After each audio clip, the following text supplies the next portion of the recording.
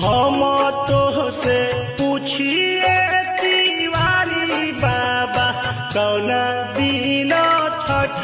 परी देखी ना पातारावा तिवारी बाबा कौन दिन दिवाली परी